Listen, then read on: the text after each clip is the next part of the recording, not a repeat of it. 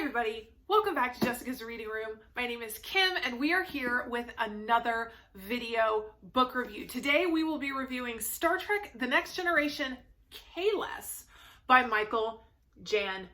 I don't know. Michael Friedman. This is just gonna be a weird video, guys. Star Trek brings out the weird geeky side of me, so I don't know what's happening. Okay, I don't know.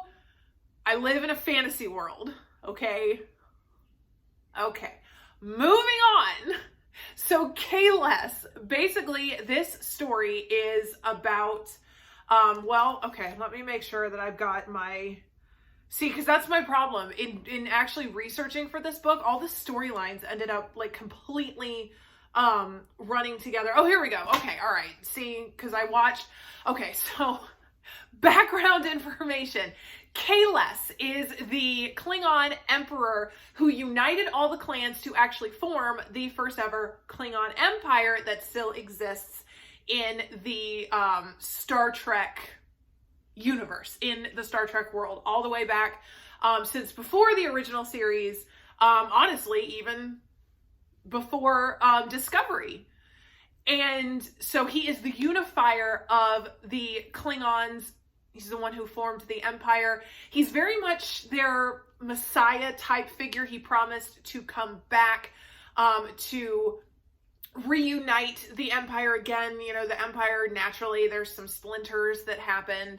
I'm sure Kahless foresaw that. He actually said that he will return back to rule again. In the Next Generation TV series, there is an episode where Worf actually he's at a monastery, which I'm so sorry, I cannot actually remember the name of the monastery. I'm so sorry. Bad Trekkie, I know, but it's Klingon and dang, languages were never my thing. Okay, anyway, so he's at this monastery that is dedicated to Kahless.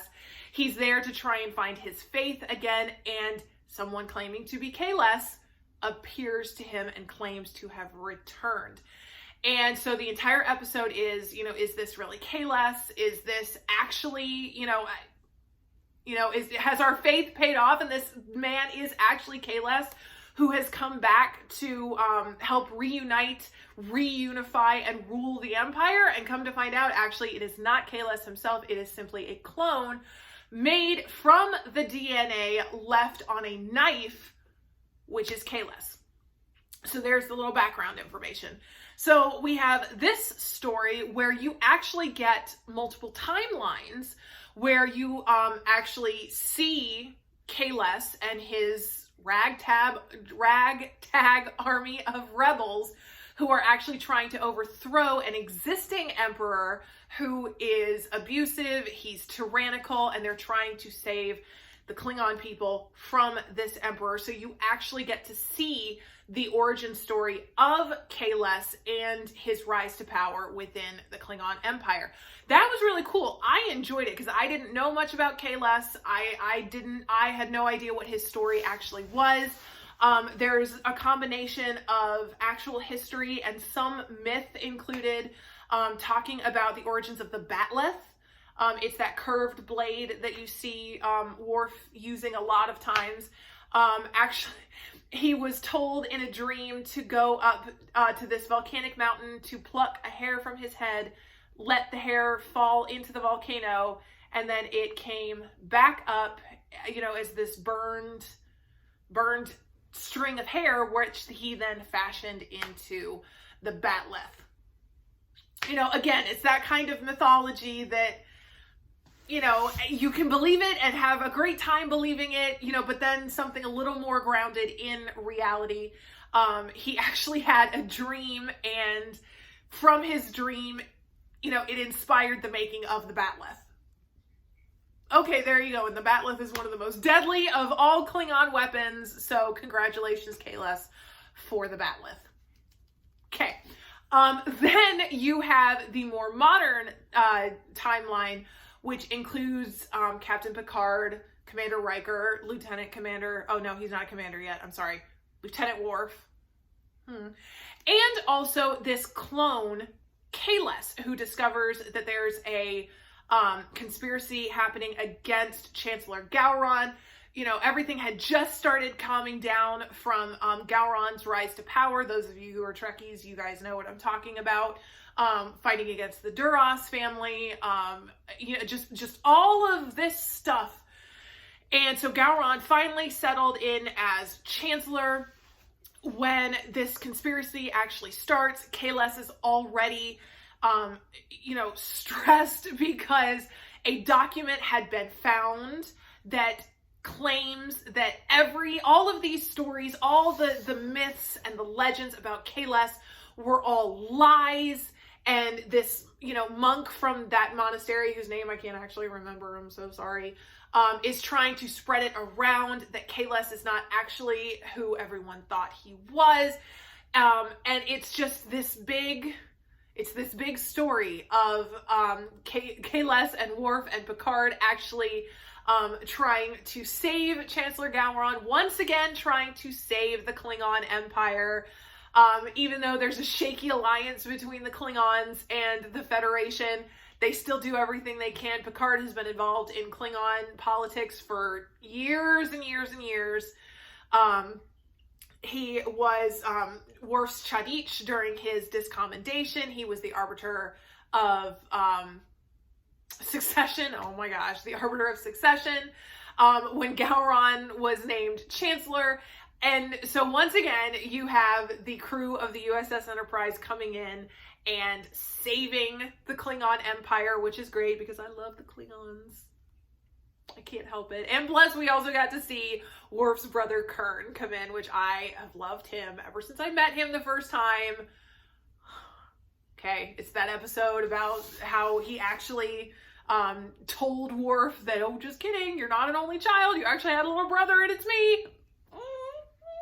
Love Kern so much. Oh my gosh. But what was nice about this and what I like about Friedman's writing, because I have read other Star Trek books by him, is he keeps everything going.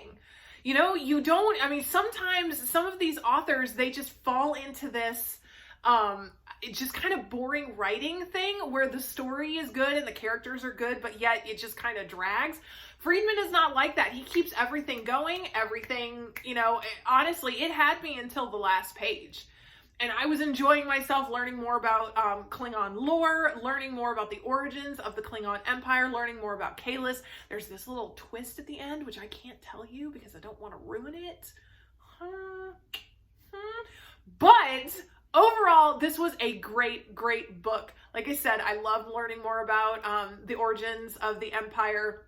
I love Klingons anyway, so any story that's going to have a Klingon in it, I'm all about that. So overall, I actually gave this book 5 stars? I think I gave it 5 stars because there's really nothing about it I didn't like. I enjoyed it. I thought it was awesome. Those of you who are Trekkies, I mean, honestly, reading these books, it's kind of like watching an extended episode of you know, the TV series. And I mean, Friedman is one of those who seems to have a handle on what Star Trek really is about. He seems to understand the characters.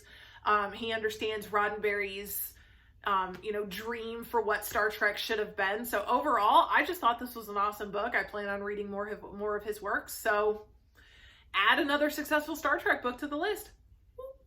And yes, I am wearing a Klingon t-shirt because I'm just nerdy like that. I'm not sure why anyone would be surprised. Okay, so there you go. Kahless by Michael Friedman. This is a great one. Like I said, if you're a Trekkie, you'll probably really like this. If you're not a Trekkie, this is probably not where I would have you start. If you're not a Trekkie and you want to get into it, then by all means, comment down below and I will do my best to give you advice. I mean, I don't know if it's going to be good advice, but that's okay. Anyway, so there we go. Kahless, 5 stars out of 5. Thank you guys so much for watching. You Trekkies, again, I would love to hear your opinion down below. Love to hear what you're reading. I would love to know what your favorite Star Trek book is. If you have any suggestions or recommendations for me, I would love to hear it.